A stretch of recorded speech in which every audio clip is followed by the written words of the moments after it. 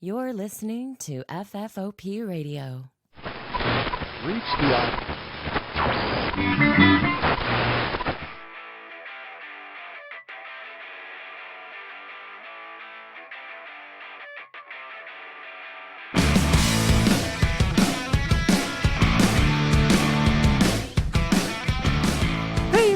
welcome to the show. My name's Dave, and this is a fistful of podcasts from FFOPradio.com. Back for another great week. Let me introduce you to my co-host this week. It's not the usual co-host. We got a special guest on. Semi-special. He's been on before, so let's not get too excited. Yeah, and not only that, but you've called me an unusual host as opposed to a usual host.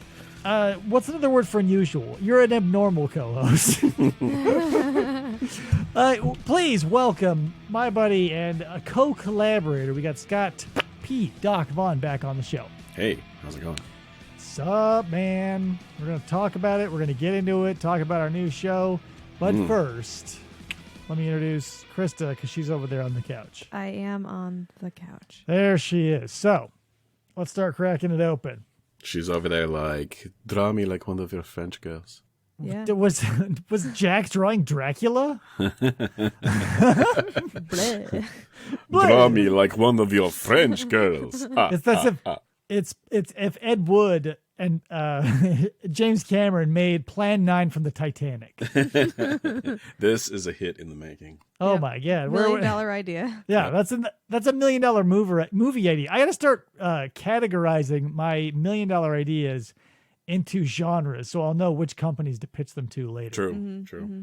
My movie ideas now, those are brilliant. Those aren't even $1 million ideas. Those are going to be like 500. Like, what's an Avengers movie make, Scott?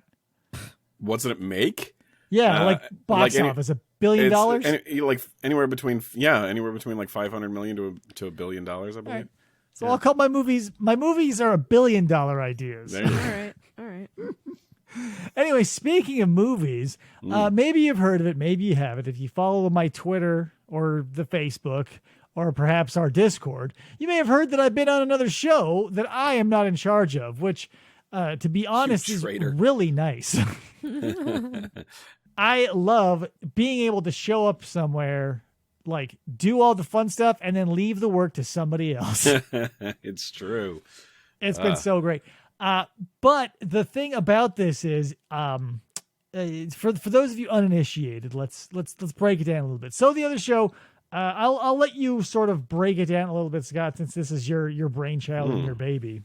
The other show that Dave speaks of is Raiders of the Lost Genre, our YouTube show that is essentially kind of a movie review, cult movie review, not just cult, but movie review episodic show. But the basic idea is we're watching any movies that feature some sort of lost world, whether they're dinosaurs or not. It's got to be some sort of lost place discovered by, relatively speaking, modern man. And usually there's monsters involved. Usually it's dinosaurs and so on. Yeah, typically it's dinosaurs and so on. It's so far either been like prehistoric monsters or like overt fascism. Right. One of the two. I'll say, yeah, like, because if we're going to be real, so let's start breaking. I want to start breaking things down. Like, so go watch the episodes. Raiders of the Lost Genre. Raiders of the Lost Genre. You'll find a link to it in these show notes. But don't start until you finish listening to this episode. Then go watch. But I think the one that sticks out to me, like the biggest, is She. Okay.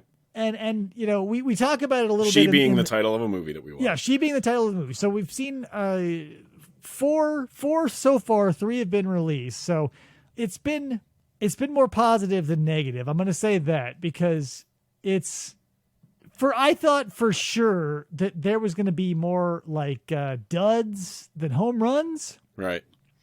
But I think like we're batting, for me personally, I think we're batting like a 75%. Well, I've been judicious in my choosing so far just to make sure that you stay interested. I appreciate that. And so far it feels like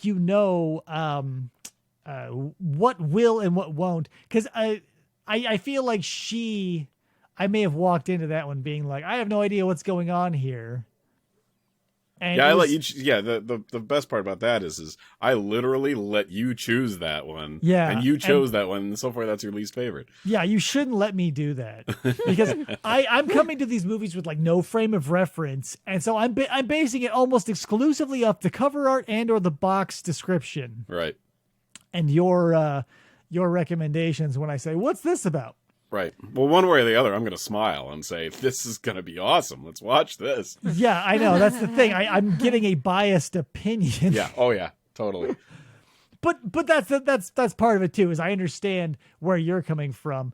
Yeah. And I just think for me, I've loved every bit of the dinosaurs. And like that's what I'm saying. She was the fascist utopia. Right. Yeah. Yeah, it was. Although, I mean, it had some good things going for it, but... oh, no, it totally did. Yeah. I just was hoping for more like... Because it gave me strong, strong feels of the mole people. Yeah. And I wanted monsters. I wanted something weird to happen. Oh, yeah, yeah.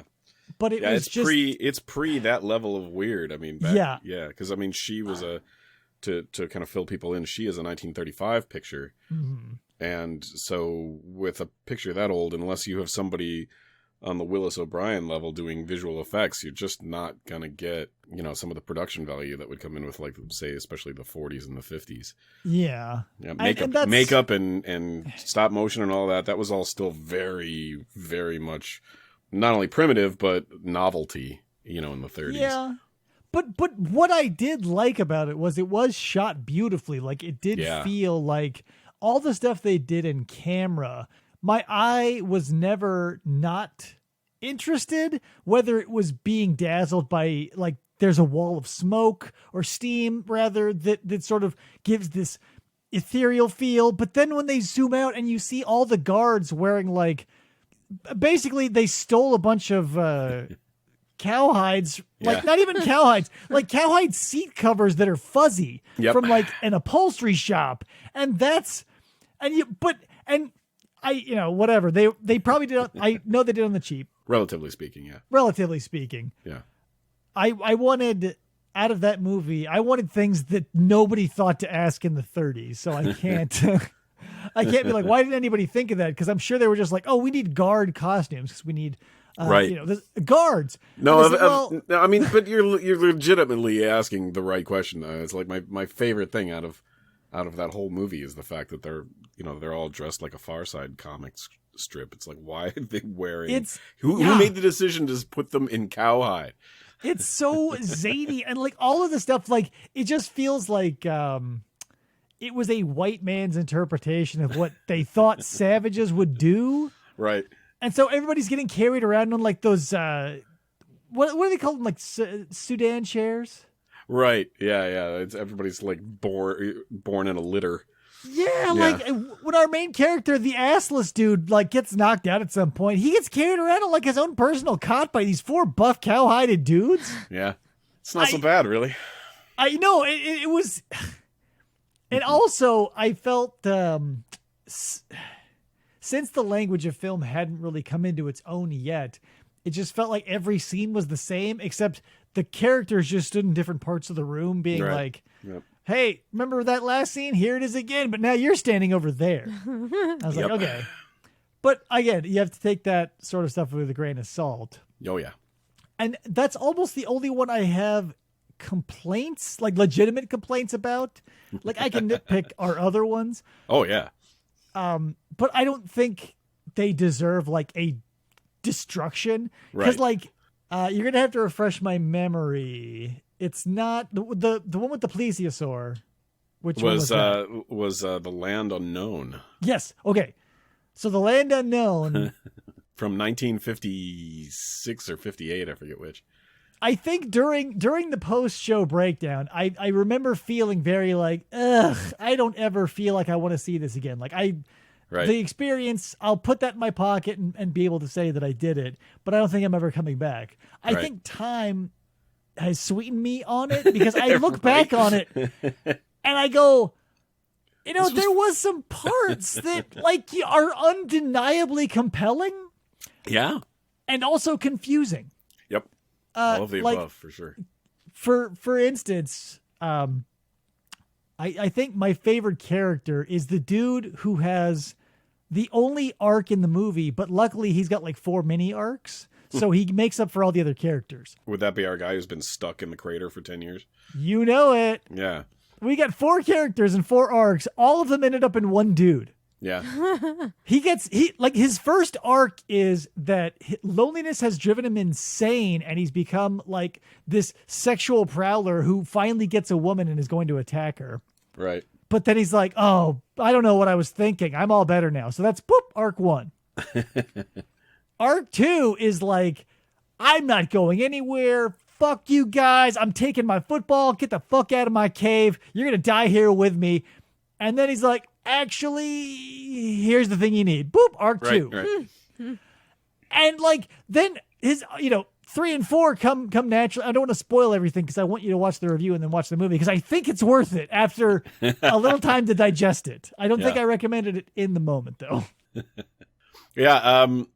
I really like Land Unknown for some of the things that you're talking about. And it's funny, the way that you're describing it, like breaking it down into these mini arcs, it's like you're describing like a non-player character from some video game that actually like moves the plot along. It's like you keep going back to that character, and That's he's the him, one man. that makes He's the guy that works behind the counter in ye old shop who's Right. like, hey, thanks for Oh, coming. I see in you're the town." back. What do you need Yeah. this time? He's their like their shopkeep. Yeah. He's their master, their guide. He's everything. Yeah, He's the he entire really is. movie. Yep, and he saves them several times from being and eaten by dinosaurs, or in some cases, giant monitor lizards. And not only that, he should be in the whole goddamn movie. God damn it! Because now that I think about it, I am trying to remember the stuff before him that I liked, and it's Slim Pickens. Yeah, He should have been harassing them like the whole time. second one. Like we see him from like behind the shoulder shot. He's lurking around. So we get like a little lead in because he's such a welcome relief by the end. You're like, finally a character who has some fucking like motivation Right. and ultimate salvation even. Yeah. He doesn't even, he's not even the sacrifice of the picture. No, nobody's a sacrifice because there is no consequences. No. And that will drive you crazy if you watch this movie. Just focus on Burt Lancaster or whatever the dude. The not Burt Lancaster, the picture. No, what's his name? Burt Reynolds, I meant to say. Oh, yeah. He's got the same beard and mustache. Or also Yeah, he kind like of does, actually. Yeah, he does. He looks like Cop and a Half, Burt Reynolds in that. he also looks like a warped in the microwave Brolin. Yeah, he does. If you think he does, really. But still, And that was our first episode, wasn't it? Yeah. I think Land Unknown was our first episode. It was great. He's got a great look and it saved the movie. Legitimately. Him in the T-Rex suit. The T-Rex suit is so wonderful. I love that suit. I like the T-Rex suit is so hilariously bad that even dumb directors will hide flaws if like they're obvious enough. Right. And like I think we brought this up in the breakdown in the episode, but black and white is such a great medium because it hides a lot of flaws. Yeah. And they don't even use it. Yeah, like exploit the shit out of that. Like every time, like because my basis is like photography. So if I take a picture that I like but I fucked up, you put that shit in black and white. It's gone from like a shitty picture to a piece of art because you can play with the dark, like the shadows. If something's a disgusting color or you totally fucked it up, black and white fixes a lot of boo-boos. Yeah. And instead of using that to their advantage, they're like, all right, let's lock this camera down, get a big ass light on that dude in that PVC pipe skeleton T-Rex No kidding. and roll it. There's a moment in there where I almost think you see the zipper on the back. I'm not sure though, but it seems that way. I feel like if you go frame by frame, you could see it's probably there's no way that you can't see. Like there's no way that the dude making that costume was like, oh wait, you can see the zipper. No, as soon as he like licked his finger to like stick the eye back on that fell off. He was like, bye, and he zapped. Shit, man, a Google eye fell off. Yeah. Like after he pulled out his double mint and he's like, yeah, he clocked out and he was like, never coming back here. I'm really enjoying our format so far too. Not only are we starting to have fun with, you know, like the introductions and so on of each picture, and some of the influences and so on as I'm going through the editing process is also kind of fun for me. Which, by the way, tangent patrol on that one. Just to go back for a second and touch upon something that you mentioned earlier. Yeah, fuck you. I have hours and hours and hours. I've spent my day today, in fact. I'm not even I've edited 2 minutes of the next episode so far, and then I had to, like, 2 minutes of footage is done, and then I had to listen to all of our playback, all of our actual sit and viewing of the picture, all, you know, hour and a half of that, and I have to listen to it, and the only way that I can do it, you know, and not just like fall asleep because it's us again, and I'm just waiting for the beats. It's not that it's boring. It's just I'm waiting for the beats so that I can click and edit and at least set the footage aside. Yeah, is I'm trying to draw at the same time. So I'm sitting at the computer desk painting while listening, and then I have to go shit and stop and then switch between windows and go back and you know, find the exact moment and clip. Yeah, and then 6 hours goes by. Yeah, I essentially do that as like to the extent I can while doing this show. Like when I have to throw all of the pre-effects and stuff on it, I'll be completely distracted. And more often than not, we'll have to restart 2 or 3 times because I fucked it up along the way or completely forgot where I was in the process. And video editing, like I've told you this behind the scenes, and I'll say it here, you know, in front of the big G-Man and everybody else. Video editing seems like an impossibly time-consumingly, obnoxiously intricate task that I realize that I would love to get into, but have to say I have not the time for.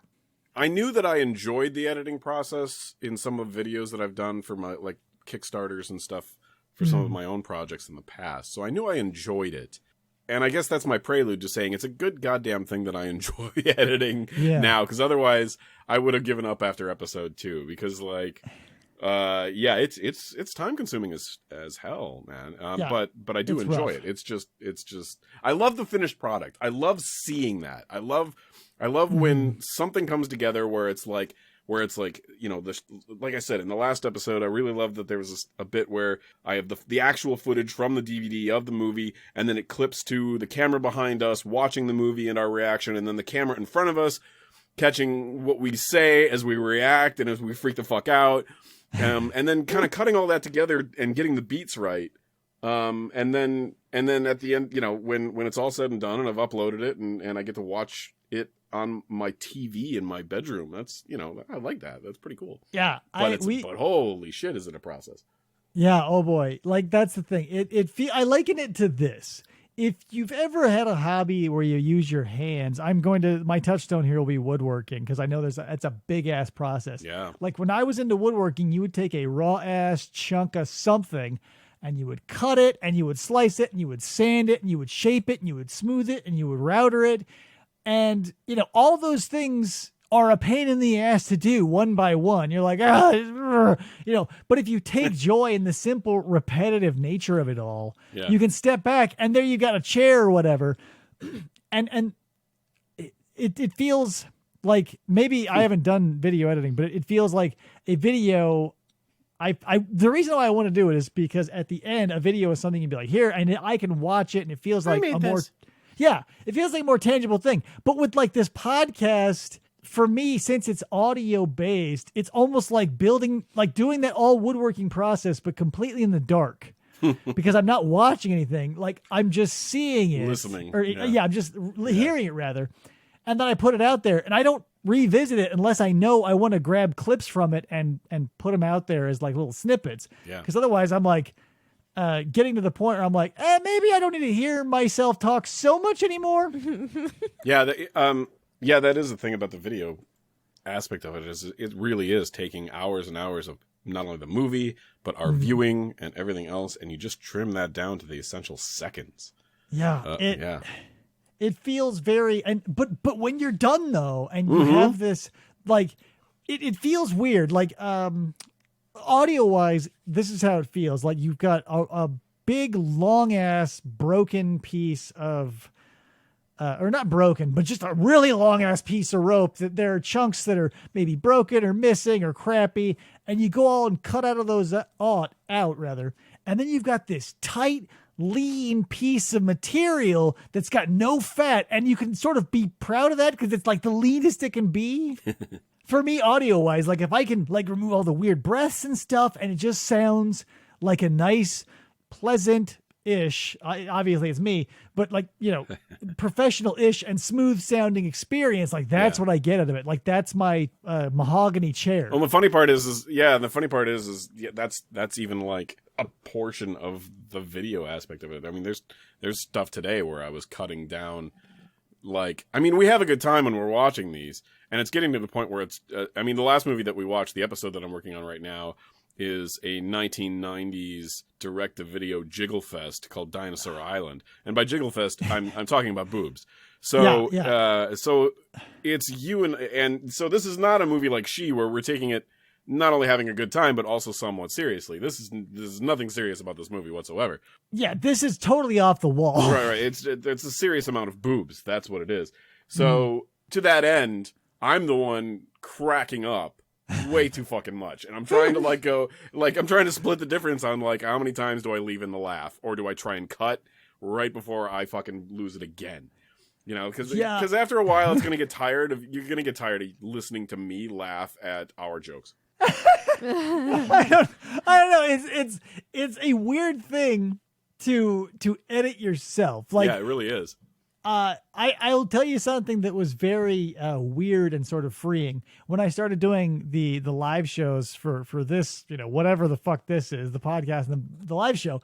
Fistful of podcast days. Fistful of podcasts on YouTube. It's more stressful, but it's also less stressful, because it's more stressful in a way that, like, if there's a bunch of dead air, or if there's no chemistry, or if there's a bunch of, like, if I go off on a tangent that I'm like, what the fuck? And I have to cut 20 minutes out. That stresses me out, because I know that the editing process is typically 2 times the recording process. Right. And so I'm like, but whatever. I know at the end, it's lean and it's fast and it's what I want. Yeah. With the live shit, I have no power and can't edit. Like, if I go off on a stupid tangent that serves nothing except to pull us all off topic and to annoy literally everybody involved, there's nothing I can do about it, and there's nothing you can do about it. But since it's happening IRL and in real time, you're fucked. You have to sit there and you have to listen to me. Yeah, but that's live, I mean, and so the pressure's off a little bit. I mean, you make this complaint, but it's at the same time, this is one aspect of one popular media right now, medium right now, which is this live watch thing, of whether or not it's one of those nights where you guys are watching a game or whatever. It's like, it's all fucking live, and people are using this as background noise, and that's part of the fun, is listening to everybody just kind of trundle along. Yeah, I realize, sometimes in good spirits and sometimes just kind of tripping over their own shit. Yeah, I realize that, and these aren't complaints. I'm just saying, like, they both have their strengths and their weaknesses. Oh, yeah. I like having a clean, professional finished product, but I also like being able to walk into something, have it be loose, sloppy as fuck, and wing it, because I think people have more fun when that happens. Like, don't get me wrong, I'm sure this show is fun to somebody, but with the live stuff, it's more spontaneous and there's sort of interaction, and it's a warm media. It's warmer than podcast, which is already pretty warm. Yeah. So, whatever. But enough about the artistic process. Do you want to, so the next, do you want to give a little spoiler about what the next one coming out? Because this will probably hit before it does. Yeah. Well, as I was saying, we've been watching, or I've been cutting together Dinosaur Island. Oh boy. Which is a Jim Wynorski, Fred Olin Ray picture produced by Roger Corman. If any of that makes sense to you, you know what's going on here. Yeah. I mean, let's just, I mean, the hashtag would be cult film, #reviews, #YouTube, And then maybe hashtag Roger Corman. And Yeah, like, that's that's it. We've the one found our word. audience. Yeah, that's the one word you need. Like, Right. if you say Corman and like just walk into a room with 10 or more people in it, say the words Roger Corman. Yeah. If anyone, any of them turn around and look at you, those are people you can hang with. Right, Because exactly. they know. They say, Yep. you know about Roger Corman? If they say, who's that? You go, nice meeting you. Yep, exactly. So this particular episode is a 90s movie that he produced. It's got two things going for it. One, a whole bunch of leather-clad bikini babes who Which is are like insane. cave babes stuck on an island full of two badly Full produced disclaimer. dinosaurs. Whole bunch meaning around a dozen. Yeah, there's about a dozen girls. Not a very robust colony. No. Not in that way. And the dinosaurs are all, for the most part, recycled from the 1993 Jurassic Park pre-ripoff. I say pre because there's a whole story behind that, but called Carnosaur. Yeah. So Carnosaur. there's a T-Rex, like a full standing T-Rex prop Oh that my the girls like point spears at and shit. It's fun. it's like, okay, so far, like out of the 4 movies, I'll break them down for you. So like Valley of Gwangi, number 1 with a bullet. Like Right. It's got discount Chuck Heston. It's got great effects. The Ray color Harryhausen time- stop motion effects. Yeah, Ray Harryhausen. The color timing's weird, but whatever. There's conflict. There's payoff. There's setups.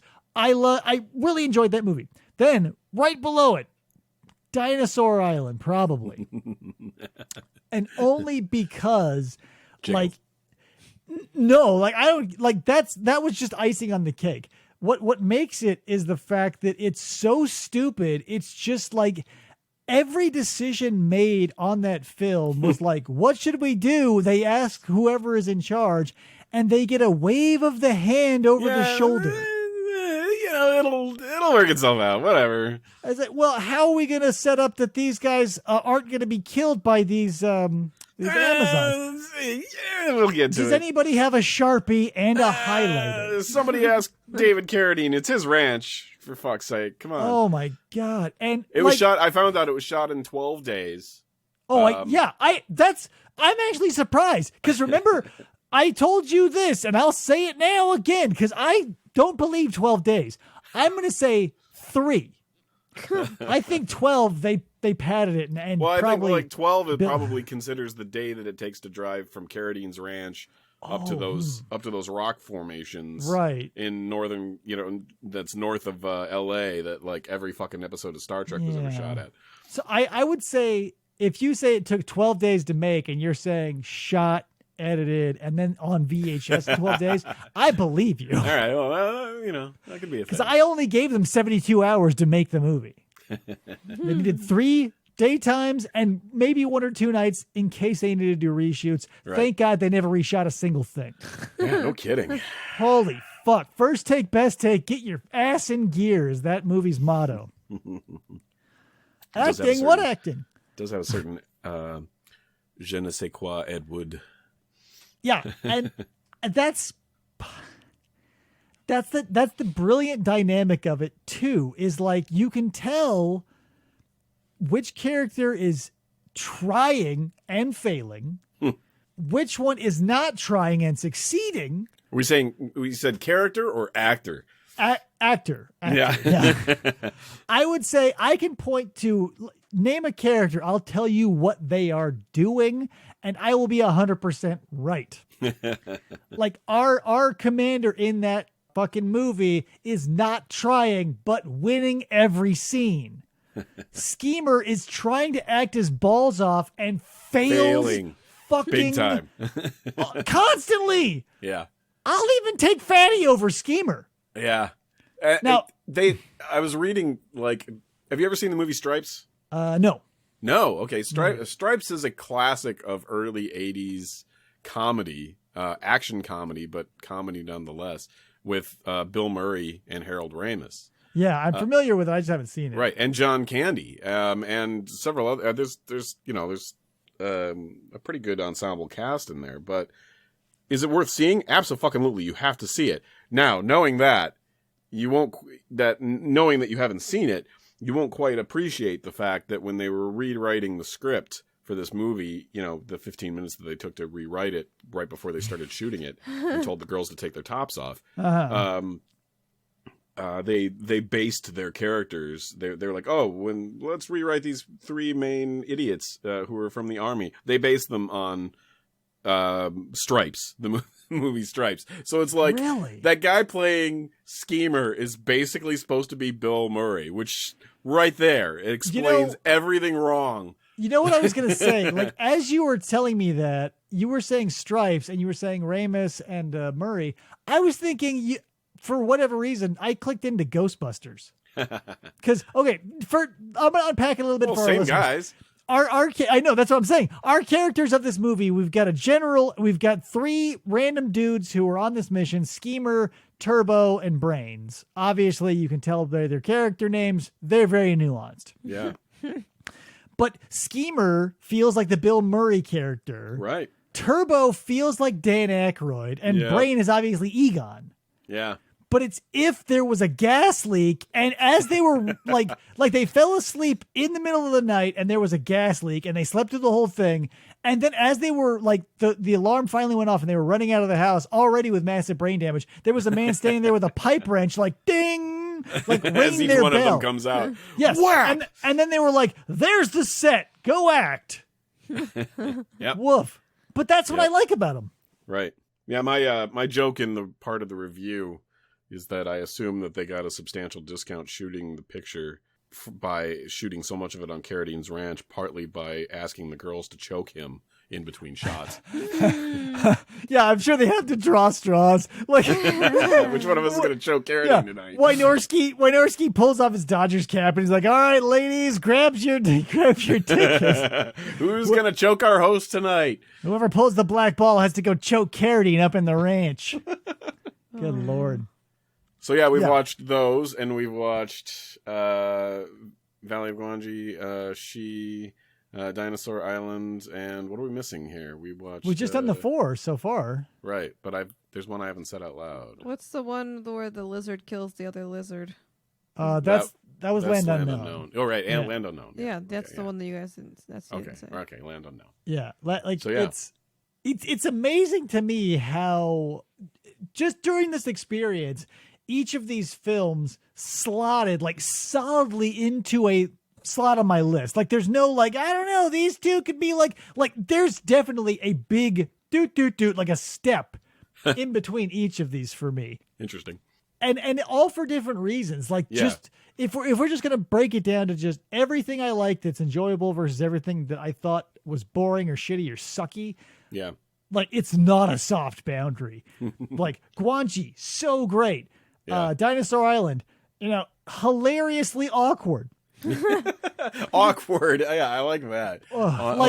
But not in a like there's definitely like cringe. I mean, it's a cringe-worthy movie, but at least you're not cringing like, oh god, nobody looks like they're into this. At least it looks like they're having a good time. Right. I think that the part where I start to cringe is during all like the top up softcore sex scene is like, since we're not getting a shot of the downstairs, why does it need to be 19 minutes? And can't either of these motherfuckers, like, have you never had sex before? Can't you simulate it even to a small degree? Probably not. Like, you're asking a lot. Like, not for nothing. I feel like everybody can connect primally to banging, and so everyone should know how to act when they're fake banging. Yeah, well. You just lose yourself in the moment. But they're like, all right, here we go. This is like, if I was offered sex in any flavor that this movie offered, no thanks to all of them. Like, I don't have much time. This is not your personal Baskin Robbins by any stretch of the imagination, is what you're saying. Like, all 31 flavors are rum raisin. No bubblegum. Again, no bubblegum. I never come at the right time of year for bubblegum. Yeah, it's always like pralines and cream and rum raisin. All those crunchy, disgusting shit. But like, I would say, this would be a great hour-long special of, a TV movie of the week. So trim 30 minutes out of it, which is easy to find. Oh, yeah. Make it tight. Yeah, there's plenty of just walking in the California desert in that movie. That's true. Yeah, I wonder if you could, like, the amount of film, VHS, cellulose, however you want to capture it, the amount of footage we have of people walking to fill time in movies could strangle the moon 9,000 times. There was a, sorry, tangent patrol again, but still, I'm a big fan of the original War of the World story. Obviously, it's really informed a lot of my work. And at one point, I don't know, 10, 15 years ago, somebody finally made like an actual version of War of the Worlds that took place in the correct time period, which, that book was written at the turn of the century. So it was kind of Victorian, Edwardian. And I was like, yay, cool. I mean, it looks like it was a, rather inexpensive production, but yeah, I want to see this. It's a 3-hour long production, and literally like an hour of it was dude walking. And like, for why? What is that? Like, I understand, like, if you're one of these, like, crank out cheap shit to make a quick buck kind of dudes, like a Ray Dennis Steckler, like, sure, I realize you're probably going to have a lot of walking scenes, or a lot of, like, walking through carnivals, walking through, a mall or whatever. Scorsese, this is not.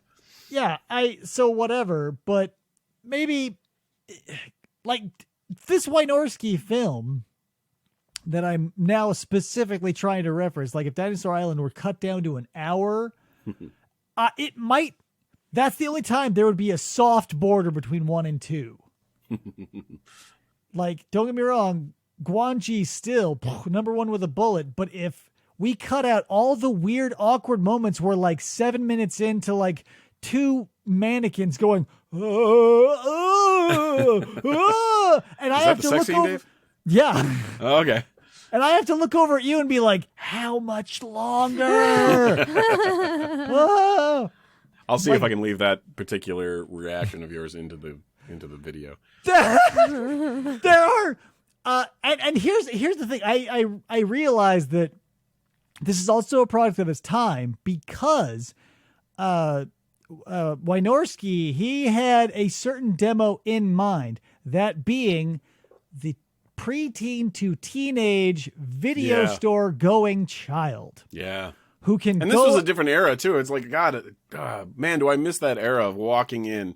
I mean, miss and not miss that era of walking into Blockbuster and seeing, and looking at something. Right. Yeah. Like, all you had to go on was, like, in this case, beautiful. It's literally beautiful box art. Look up Dinosaur Island right now. Just Google it.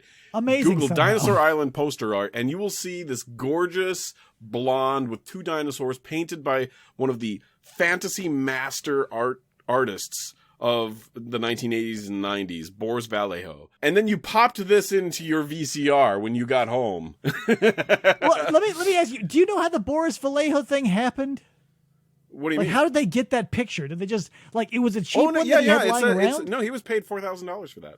What? That was like twice the budget of the movie. Exactly. Holy That's how it worked. That's the point. That's how it worked. You spent 25 cents on each actor. You spent $100 to rent the cameras, and then you spent $4,000 to make sure the poster art was good, because that's how you guaranteed a rental. Yeah. Right. Wynorski is a video store scumbag.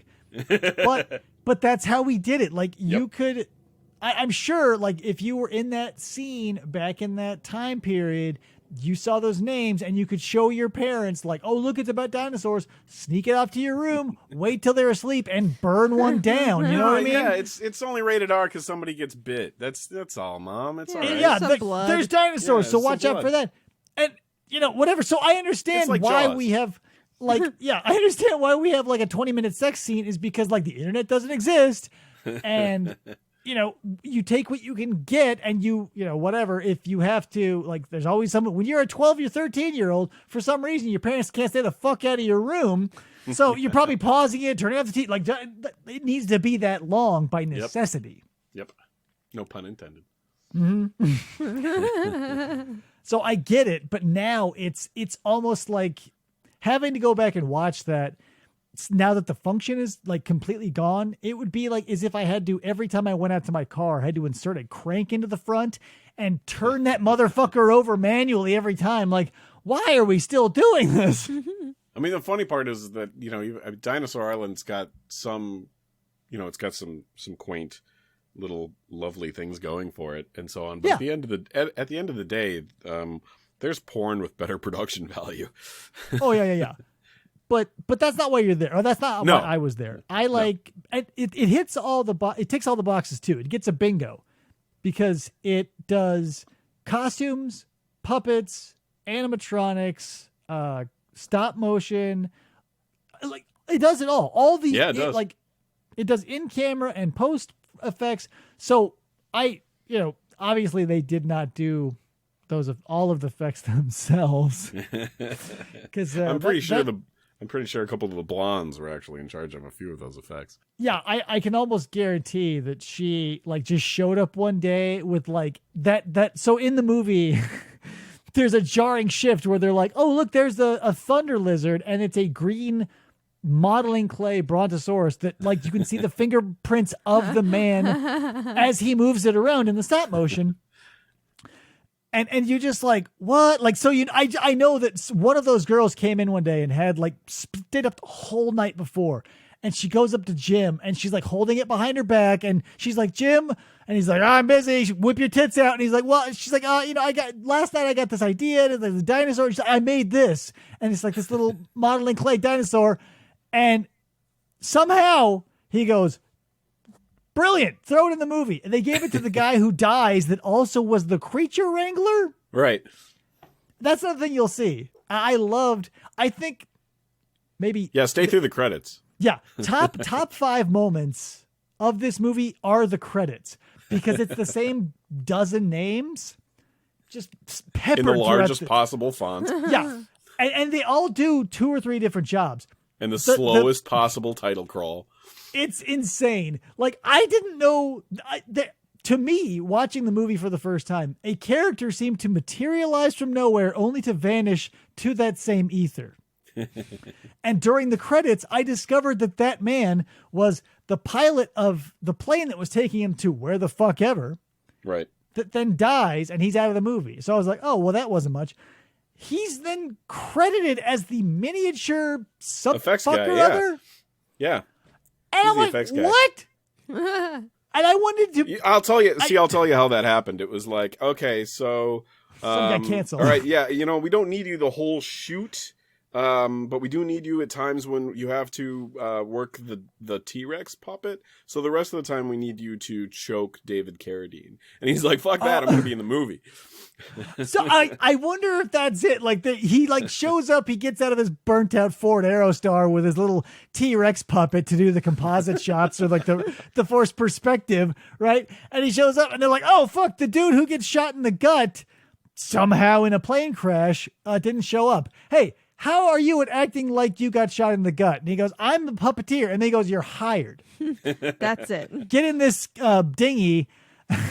And all you gotta say is, I think I'm gonna die. I think I'm gonna die. Oh, somebody put some ketchup on him. It's so crazy just to see the same names pop up and they're oh, fuck.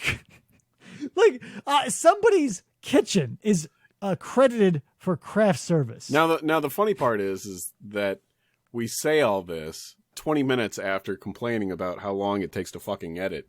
Oh yeah. So it's I have both undying respect for everybody who was involved in this movie, and they deserve their credits in as large a font as possible, as well as slow as crawl as possible. But at the same time, yeah, you made a $1.50 movie. Yeah. So both are true. But it's kind of the credit sequence for that movie is like this. It's that joke that keeps going. And it's ha ha ha ha, and then it keeps going, and you're like ha ha ha, and then it keeps going, and you're like, and then it keeps going, and you're like, and then it keeps going, and you're like, ah, and then it flips, and you're back to laughing again, and you can't stop. Yep. Comedy has to be so short that it hits you by surprise like a punch, and you start laughing, or it's so long and drawn out that you're following a string on the ground that eventually you're and you look up and it's just a guy who farts. Watching the credits so long. Watching the credits of this movie Yeah. all the way through is the equivalent of the puppet vomiting scene in Team America, where it just gets funnier because it's been doing it for so Yeah. long. Like, and you would think that like the sex scenes would benefit from this. I think when you add nipples, it negates the funny factor. I'm no scientist, but I think the formula works perfectly as long as no nipples sneak into it. Right. It's like it's how Dark Sonic was made, or like the Powerpuff Girl, the evil Powerpuff Girls. Is like you slip a nipple into something, and the formula's fucked, and it's like a weird, dark, like perverted, strange version of a thing that's like normally familiar, but you're like, it keeps drawing out. It's like the credits are watching Team America vomit. The sex scenes are like watching a friend vomit, and you're at some point you're just like I can't believe I'm still like you just feel sorry. You have to keep watching this, and it's happening, and you feel pity for the person or persons in front of you. Right. Those poor women. Yep. But they all did such a good job. Actually, great. To be fair, most of the girls are actually better actors than that. It feels like than the guys. Sometimes. And I was right. The brunette, by the way, I was right. She's actually from Penthouse. She was a Penthouse pet. So who found her way into acting. And I believe Wynarski is the one who gave her her first job. Shocker. I know. Who else would take such a chance on what a rising star to hitch your wagon to? But yeah, like that's another weird thing about the movie is like there's this running gag of this Playboy knockoff. It's called Playpen. Right. There's a single pornographic magazine that makes it somehow onto this island with them, and it's always in pristine shape. Everybody reads all of the articles, and even though, spoiler alert, all the women on this island are thousands of years old, they still have no idea how to deal with a dick. Yep. Like, Yep. I get it. They've never kissed. They've never inserted anything anywhere. How is that possible? In 3,000 years, All of their lack of sexual drive, no pent up sexual energy whatsoever, just suddenly hits because there happens to be 5 guys on the island. Yeah, like look at it this way: put 12 dudes on an island and make them live for 3,000 years. At some point in that 3,000 years, there's going to be I'm not going to say one attempt. There's going to be multiple attempts where like blindfolds are involved or like certain dark situations. Like there's going to be experimentation. So the fact that these women are like, what's a vagina and what's this, a weenus? Like, come on, man. Like, don't fucking pretend. These aren't like. Are you suggesting, Dave, that perhaps not every aspect of the screenwriting of this particular film was thought all the way through? Like, don't get me wrong. Like they say, we're experts at prehistoric scissoring, but we've never seen a dick. I get that. So they get this. Not even that. No. They don't even allude to that possibility. They'd had no interest whatsoever. Yeah, they should have the sharpest scissoring skills on the planet, pun intended. But that's the thing. It's like when you play rock, paper, scissors, if all you know is scissors and paper, and someone brings a rock, you're like, whoa, I would get that. They say, we've never even seen a dick before. Like, sure, we see sticks and other dick-shaped things. Whoa, what's this? Except for that time that there were Except for all the fucking times dudes showed up to teach them English and give them weapons and give them technologies that they just forget about. Yeah. It's insane. It's so fucking insane. That movie is all payoff with no setup.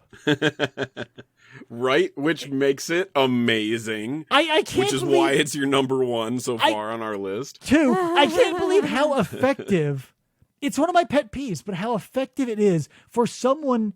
Whatever. I'm that fish that is like their cheeks are destroyed because the hooks have just come and destroyed my face.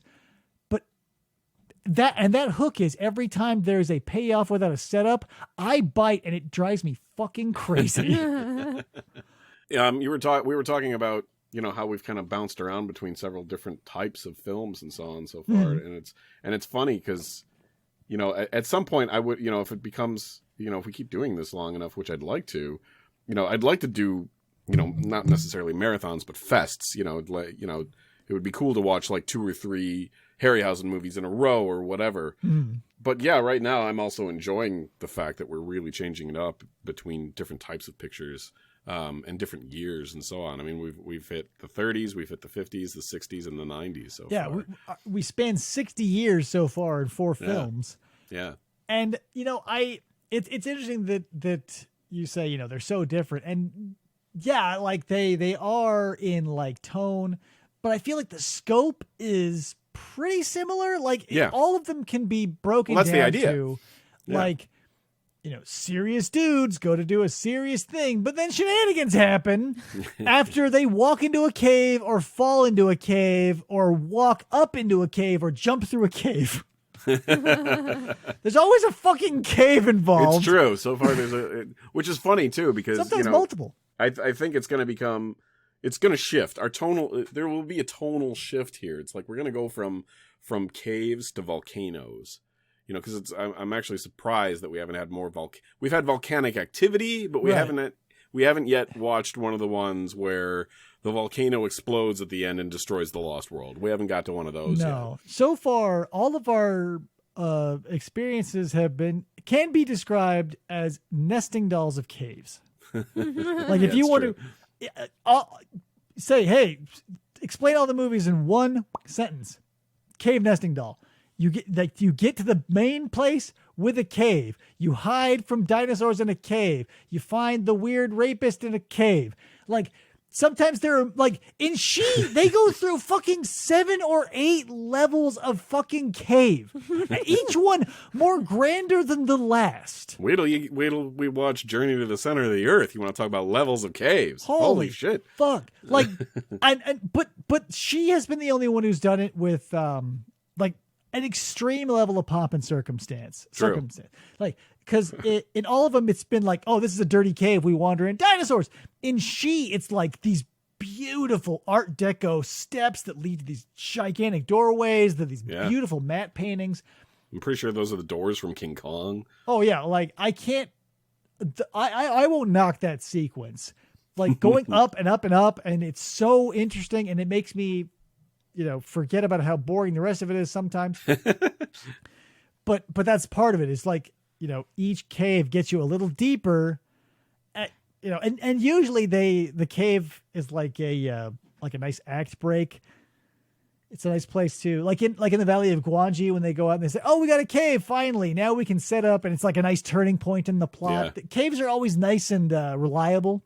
Yeah, it's true. But she didn't have that methodology down. They were like, 4 caves now. And it's like, we just blast through those milestones. It's like if you were a hurdle, you're doing the hurdles in the Olympics and like there were just 4, 1 foot after the other, like bam, bam, bam. You're like, whoa, I can't do that. They need to be spread out. Yeah. Yeah, they hadn't quite figured out how to afford the matte paintings. Yeah. But if you see the dude who can jump over 4 hurdles 1 foot apart, it's impressive. Not a good arc, but it's impressive. Yep. So, what have you enjoyed about the format so far in terms of like the actual breakdown of the episodes and so on? I like the format simply because it forces me not to overthink it. Yeah. Like when I do movies for this show or for the live show or whatever, or stories, I want to I realize that I over-explain things because I'm relentlessly dedicated to reality. Yeah. And when I want to explain something and you're to used someone, to an audio-based, right? Where it's like there's no such thing as dead air where you come from. Yeah, exactly. Yeah. But even beyond that, like I want when I'm explaining something to someone, I want them to get the best picture possible so they are enticed by it or repelled by it, whatever I'm trying to get across. Right. And so typically, like when we did the Reviewniverse or all the old timey shit, I would watch the movies at least 3 times, sometimes as many as 5. Wow. The first 1 and 2 were just dry runs where I'm like, okay, settled in. This is what it's going to be. So get ready. Then the note taking starts and then like the refresher right before the show. Wow. So anywhere between 3 and 5, depending on how far before the show I start watching the movie. So this is sort of forcing me to be like, pay just attention. Reactionary. Yeah. I have to.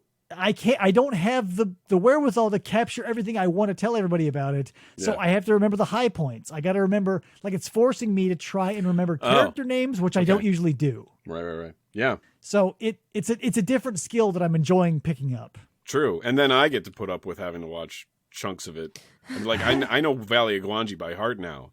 Oh man. After editing it. I'm not saying that's a bad thing. No, I ended up buying it on Blu-ray afterwards, but still.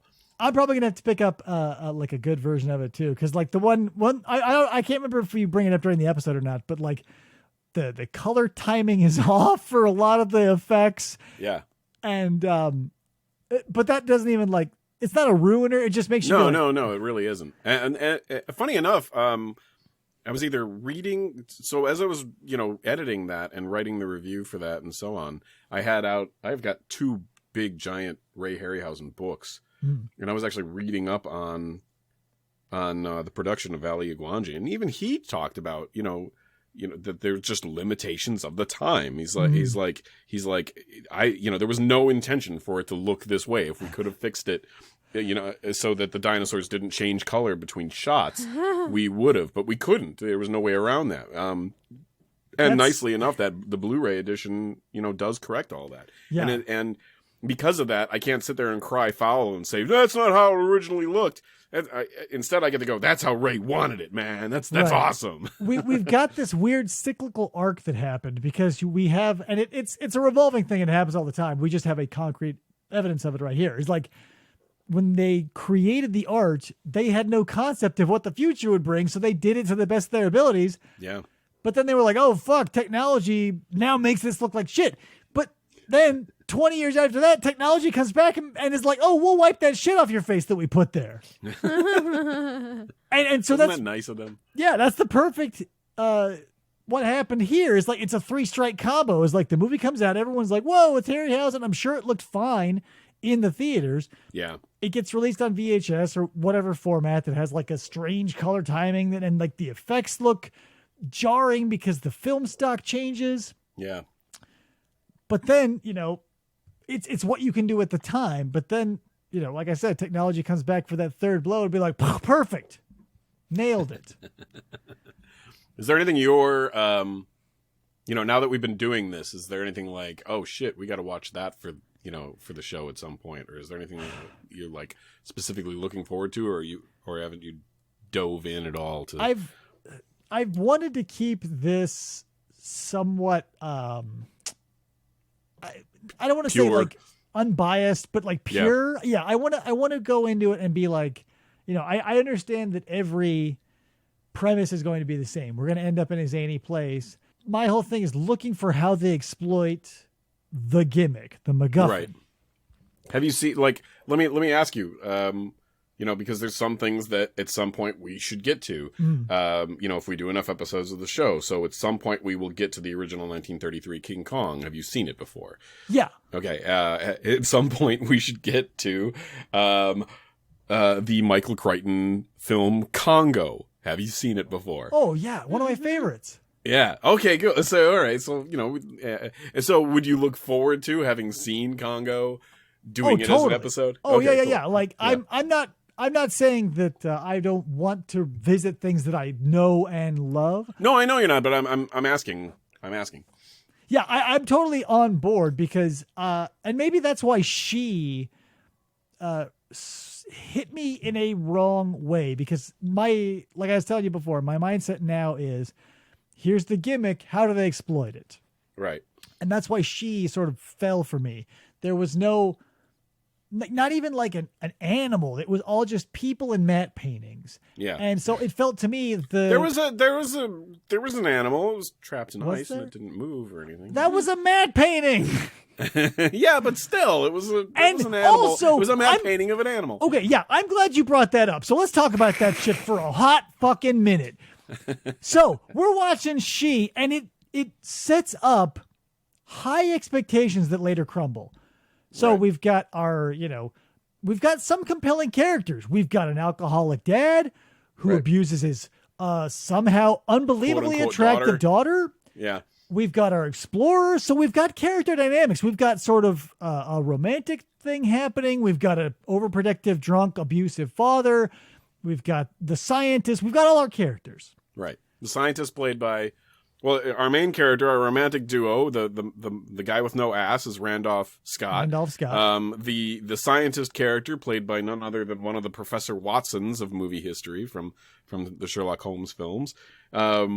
and the girl from Son of Kong, and they're all on a dog sled, working their way through Russia to a giant ice wall. And when they get there, they climb to the top of this ice wall. And at the top of the ice wall is this amazing vista looking over, this lost world. And trapped in the ice in front of them is a gigantic frozen saber-toothed tiger. Like, unbelievably good looking for the time. And obviously, you're not going to be like, what a beautiful effect. No, you say that's a great painting. It's obviously a painting. Yeah. But frozen dead mid-snarl. What an amazing way to be a dick in your movie. To show us this beautifully painted scene that is also 1,000,000% implausible. So what we are seeing is a Neanderthal caveman type hominid, in an arched back position, as if he just got punched uppercut wise by this saber-toothed cat. And he's like, ugh, and his hand is out. His weapon is caught in situ. His eyes wide, his mouth agape in fear and distress as he died. Above as if him. That's exactly the moment that he froze. And above him, the tiger, snarling fangs, huge claws, a massive bulk. So we're to believe that these two titans of their time period, in mid-battle, somehow fell into water that froze instantly. Not only that, but maybe they were, it was like a tidal wave that came through and then bam, flash froze. God only knows how it happened. But then they follow that up with a really believable looking avalanche. Actually, the avalanche is pretty awesome. Totally awesome. Like, they throw Sherpas in there. Like, it's a disaster that kills a bunch of no-name characters that are just tossed into the drink. And it looks great. Yep. And then the matte paintings are all we get for the rest. And the cowhide animals. costumes. It's kind of true. It's like, and actually Harryhausen himself must have picked up on that sort of thing. Because his movies do the opposite. You have those setups, and then later on it's like, okay, well, we've got to the Lost Valley, you should see more creatures. Yeah, this one was very top heavy. Right. Whereas she, does have that setup, and now we're in the Lost Valley where presumably we should see more lost creatures, like the one that was sitting there at the very edge of it. Yeah. And nope, nothing. And not only that, but let's say, whatever. I would have completely, maybe not completely, because I'd still be a little salty, but I would have been able to forgive it slightly if she were a more evil character. No, she's subtly a cunt. But it's way too subtle. Like, it's just like, here's if you have been ruling over an underground civilization that treat you as a god, and your power is essentially and functionally limitless within your sphere of influence, why are you tiptoeing around, flip-flopping, and yada yada? Like, just be like, hey, here's the deal. I rule here. Your bitch is dead. Head off. Fat scientist. He's sort of inoffensive. He can run around and study shit. But you're going to stay here and be my fuckboy. But it's just these long... why won't you stay? And he's like, nah, I'm going to bang the alcoholic dude's daughter. And she's like, but we used to live together and blah. And it's just like, ugh. Where's the tiger? Well, be fair. I mean, she'd already murdered the same character 500 years before. Right. This is somebody trying to get it right the second time around. And it's so... that reveal is so obvious. It kind of feels like, and I know I say this a lot, and you're going to be like, again? But it's like a Lovecraft story where, by Lovecraft the time to you is like Simpsons to other people. Yeah, well, because the thing is, by the time you get the reveal of the reason why, she keeps saying I know you and your face is so familiar, they string that along 9 feet of anal beads coming out of a virgin butt. And so by the time you get there, it's obviously you killed him. This is the we got it 40 minutes ago. and that maybe that's the charm, but it does feel it's very top heavy. And maybe that was because they wanted to hook people and be like, we got your 30 cents. Now sit and watch the rest of this boring shit or whatever. But it felt like there could have been more. Give me even in The Land Unknown and in the Valley of Guanji, like the bird shots, just give me some birds. Gonna put a Yeah. matte painting, give me a cartoon bird. It's so far away, it'll be two little lines or some V's. Give me some movement. Well, that's, I mean, right there, we're talking about, how the difference between, we're talking about the same producers in this case. The guys doing She are the same exact producers who did King Kong. And the difference is King Kong had Willis O'Brien doing stop motion effects.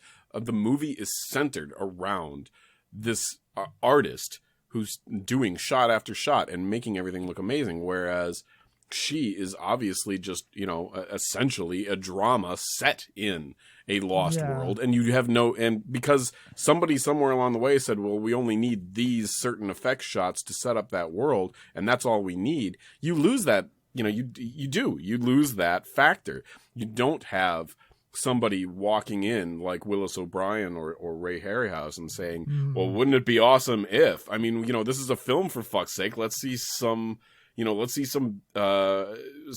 something that just transports you instantly by being alien and weird, such as gigantic things flying through the air above this lost city or whatever. And that doesn't happen in this.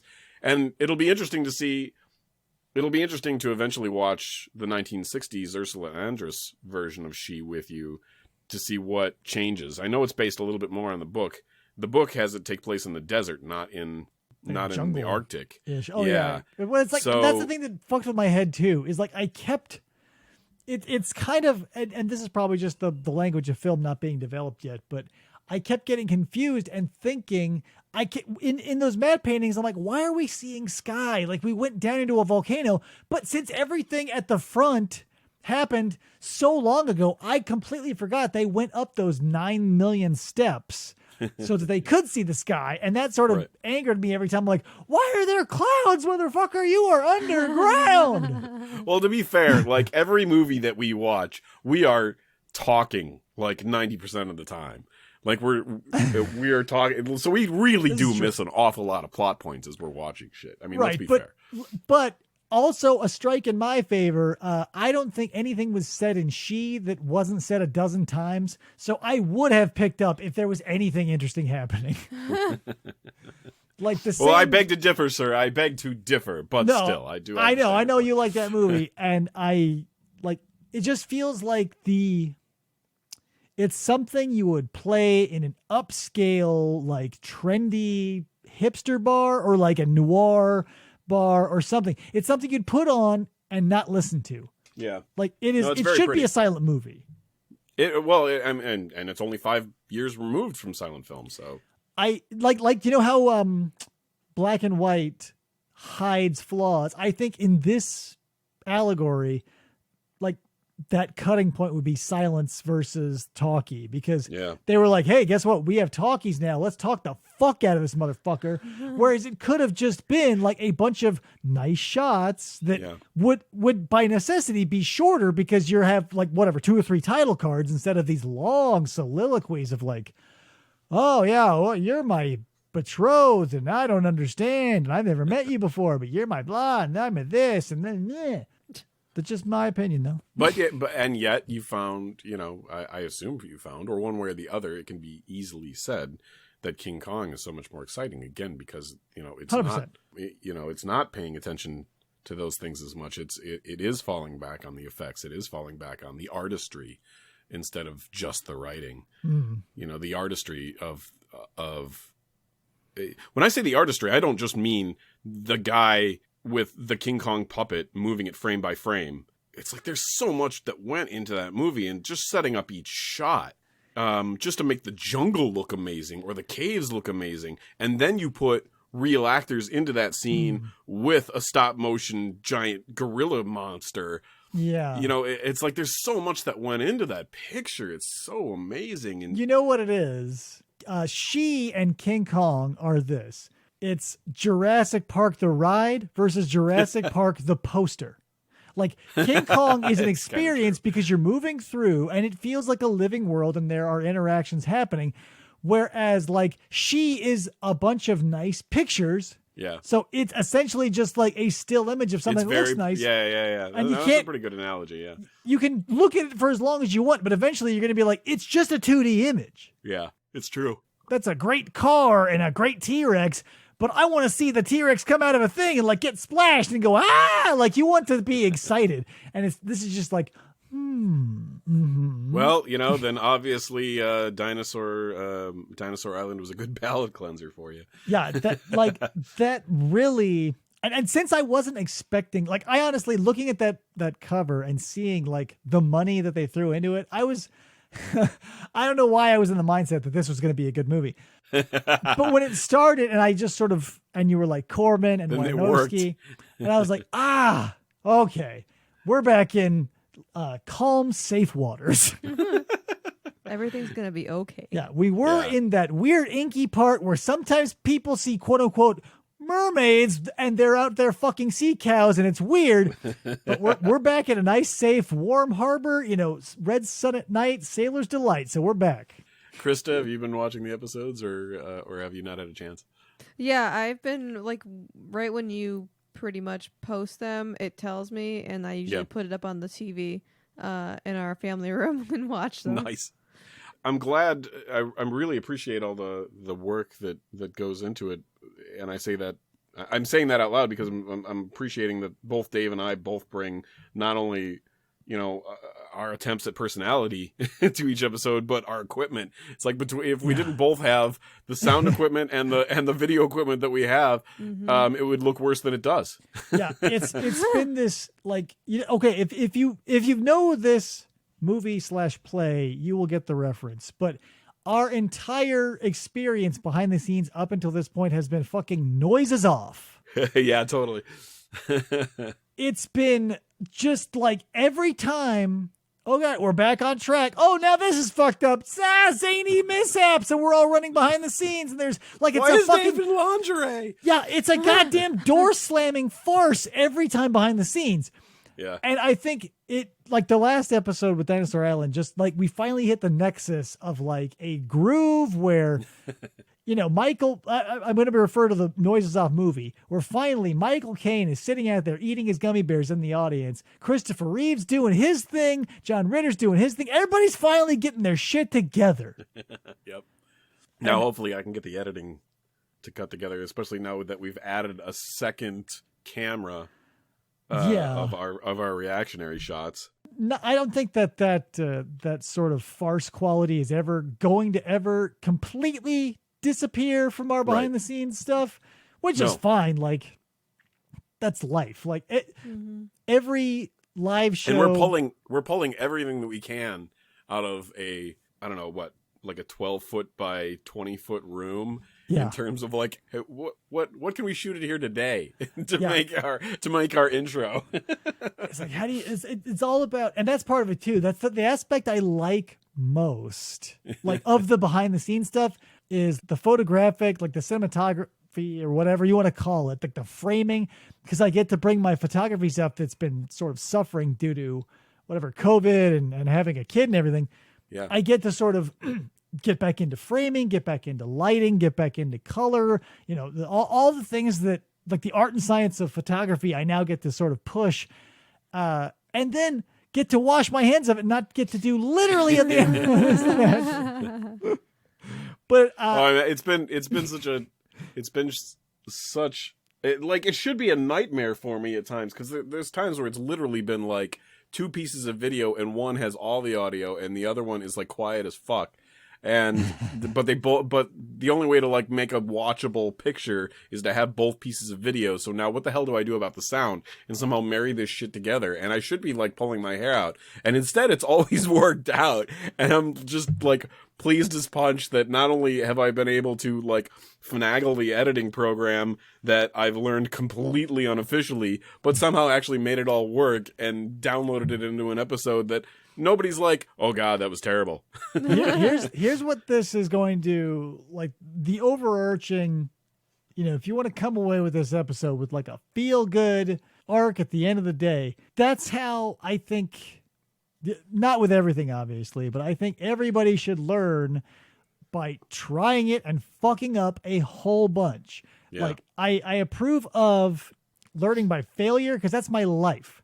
And they say of art, I'm part of an art community, and we all get together at least once a week to even by Skype now to draw. And, one of the old sayings amongst those of us who, those of the group who went to art school versus those of us who did not is, for every 1,000 bad drawings, you get that one good drawing. Mm. And that's it. Is like, I'm not going to downplay like the virtues of like a professional teacher or whatever. And if that's your thing, do it. But for me, like when I get into something, I like to crack into it like a coconut. I want to be the only one to get in there.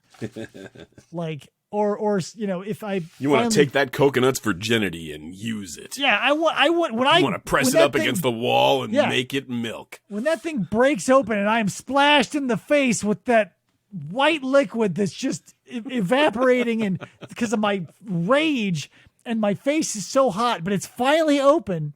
That's the best feeling. Like it's nice to like watch a video and be like, oh, I understand how to do it, but you're not going to get it until you actually do it. Yeah. And everything you try that's new is going to piss you off. And if it doesn't, you're not doing it right. Right. No kidding.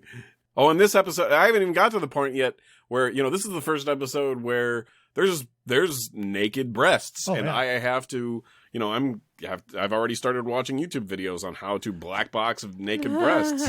So I've got to figure out at some point, I still haven't even got to that place yet in this particular video editing process where I get to start censoring shit. And, the first time I'm probably going to, hate my fucking guts. Oh, for sure. And want to shoot myself in the foot. And then later, if it ends up being something that I get good at, then I'm going to go out of my way to take that extra half an hour every episode to start putting funny words in the black boxes. But we're not there yet. Here's what I'm going to recommend to everybody within the sound of my voice. Keep your failures. Yeah, absolutely. Because you will want them later. So everybody, if you're familiar with me, and maybe if you're not, I'll just fill you in anyway. I'm familiar with you. So, but if you're not, in this studio, I've got over 24 Jason masks and hockey masks from Casey Jones and yada, yada, yada. They're only the ones that I thought were successes, and I think I hate them all. All the ones that I look back on are the ones that I was like, I fucking hate this. It caused me nothing but grief. Get this out of my house. All of those I gave away or sold because I was like, these are embarrassing. And I wish I had kept all of those and gotten rid of every last one of these. Because my failures I can look at and I remember each one and the critical moment at which they each failed and how I adapted to pivot from that failure into something that fit with the piece. Yeah. And with everything in this room going exactly to plan, I'm like, boring. So keep your fucking failures. Even if you just want to take a picture of it and then burn the actual thing, keep something to remind you, because all I have are my memories and I miss those masks. So Scott, let's start wrapping it up. Thanks for being on the show and doing a little cross promotion here, feeling some time, getting some interesting films out there to our audience. Yes. Let's start with some staff recommendations. I think the given obviously is watch Laters of the Rost genre. Laters of the Rost genre. Beyond that, is there something you want to recommend, like maybe a movie in that vein or something beyond that? Grab bag. Another wow. Anything you want. I can say this, like I was really like I've wanted to do Raiders of the Lost Genre as a book for a long time, so that's kind of how I originally pitched it to you. Was finally having an excuse to write the reviews for each film. So it's like I didn't really feel like watching each film alone and writing the review and so on, obviously, because I hadn't fucking done it in 10 years. It's like I came up with this concept years ago, and it's just sitting there.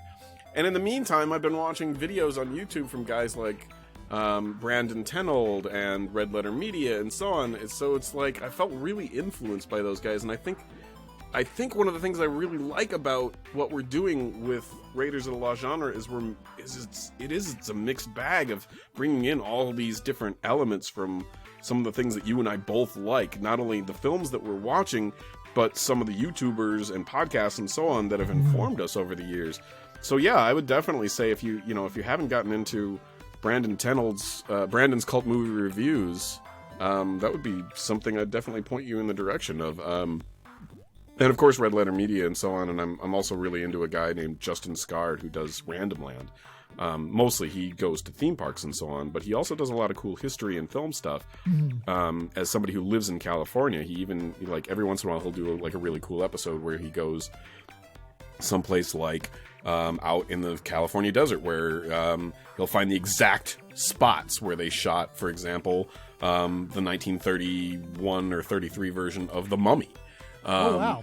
And he'll, like, side by side comparison shots of what it looks like now versus, the shot in the film. And stuff like that, is really, it really informed me. And I definitely think if you guys aren't already watching those likes on, like, those types of videos on YouTube, check them out. Yeah, it's definitely worth your time because here's what I'm going to say. Like, I'm going to supplement your recommendation with, like, a nice layup.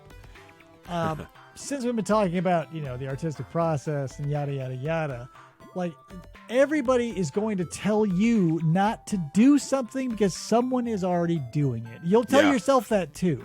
Yeah. But here's the thing that you overlook in yourself that everyone tells you, why bother? So, like, anyone who knows me obviously knows I'm also a fan of true crime. Yeah. I don't just pick one true crime show. Now, I could because there's one or two out there that cover almost every true crime that I'm interested in. But the ones I show hop and cherry pick from are from personalities that I like. Yeah. The base material, the movie, the review, the whatever, that's not why I'm there. You're there for the personality. So when you sit down and say, why bother? Everybody's done it, but they haven't done it like you. Right. You haven't done your version of it. Right. And I'm not saying that's good. You may do it and find out you're totally shit. But at least you should fucking try. You don't know until you try. Yes. Yeah. If you get at it now, here's the thing. There's so many, like, there's got to be a flow chart. It's like, okay, want to do something? Yes, no. No, fucking drop the chart. Yes, move on. Can you recognize if you have talent or not? Yes, move on. No, please stop. Are you able to edit yourself? Do you think you have a voice? Blah, blah, blah. And if you get down to this thing at the bottom, it's like, hey, start your show. But if not, if you get kicked off along the way, you're probably a hack and should stop. But at least you've tried. Like, don't get me wrong. Even the most shallow, pointless piece of, like, whatever you deem as valueless, someone finds as priceless. I hope to someday find someone to think that what we do here is priceless. Kidding, of course. But yeah, so Krista, do you want to recommend anything to our listeners? We recommend that chapter, the true crime. You got me thinking about true crime now. And our friend Sierra, my friend Sierra, is going to be starting her own podcast called Psychotherapist. Yeah, I hope she gets that going soon. Yeah, and hopefully that'll be soon. I believe, is going to be going like the psychoanalytic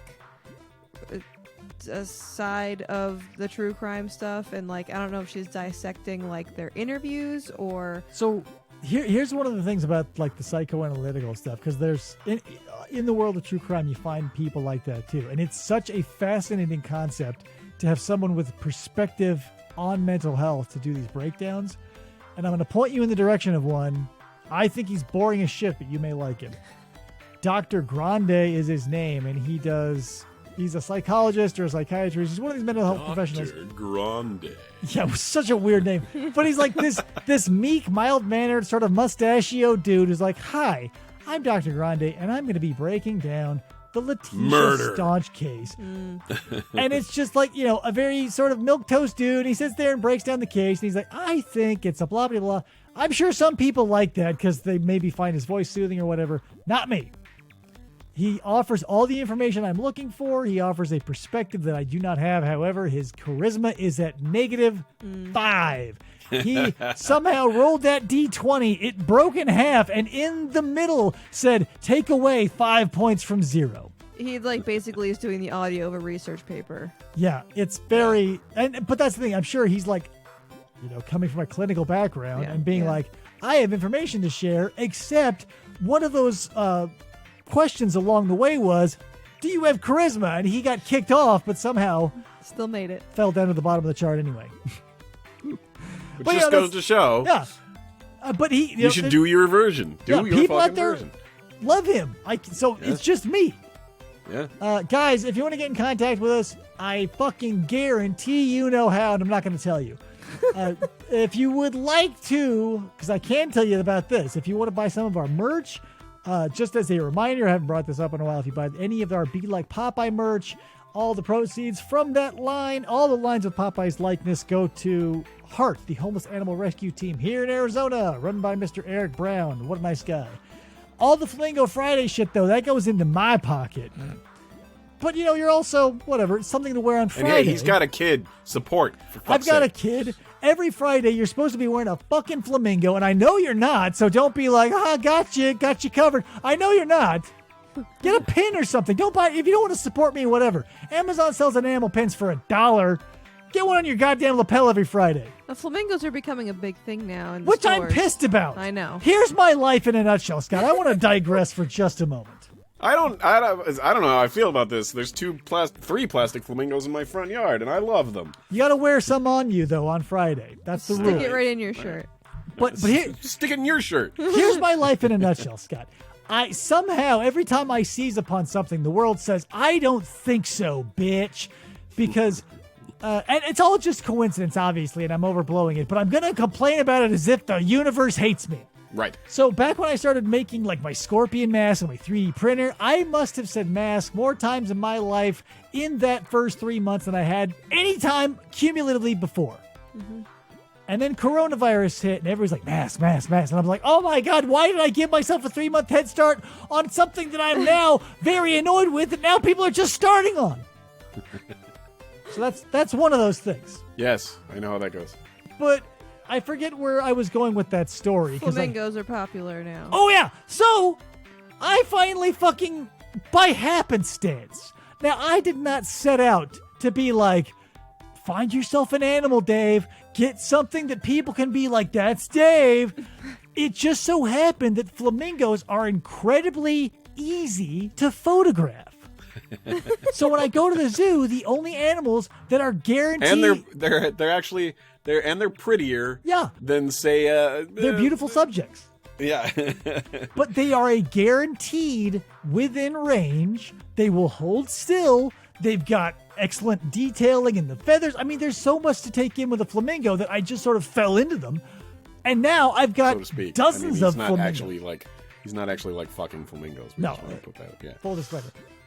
But I've got dozens of flamingos all around my house. I'm staring at a giant flamingo kite right now. Like, I've got pens over here with flamingos on them. There's a light of flamingo. I've got a flamingo that's like got a Santa hat on. Christmas all year round, this motherfucker. There's a flamingo back here holding some Bebop shades from the Ninja Turtles. Like, and this is just in this room. They're scattered throughout the house and throughout my wardrobe. And now, I guarantee, because every time I go to Etsy and I say, give me something flamingo, they say, no one wants flamingos. We don't have flamingo shirts. We don't have pins. We don't have anything that you would want. So fuck you.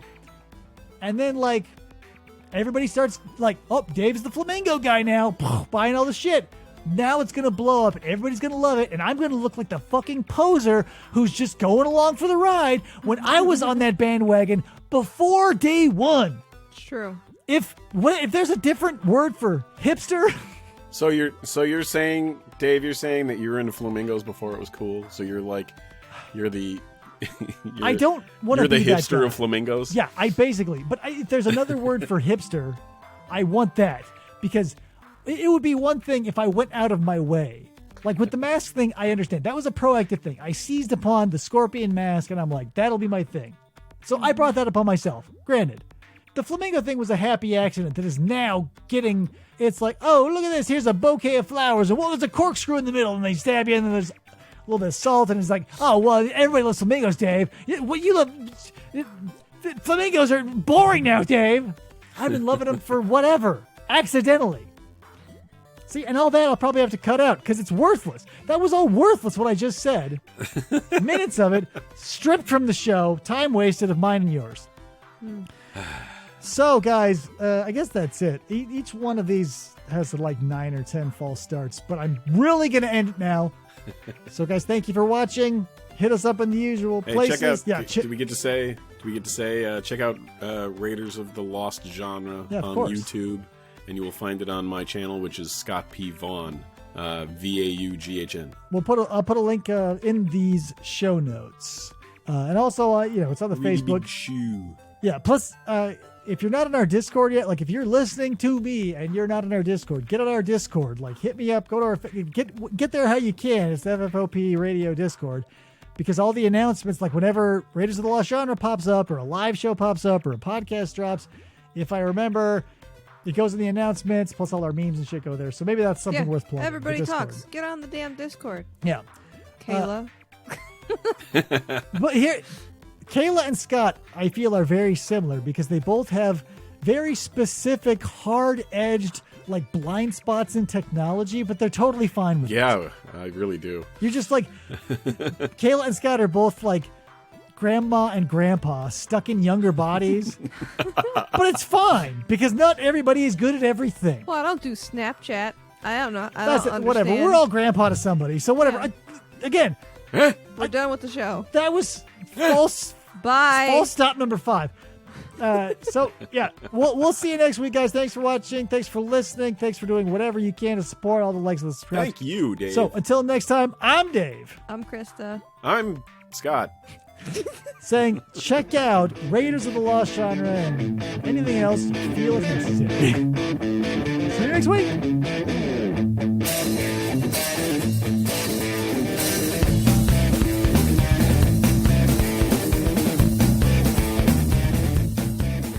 Or they try to.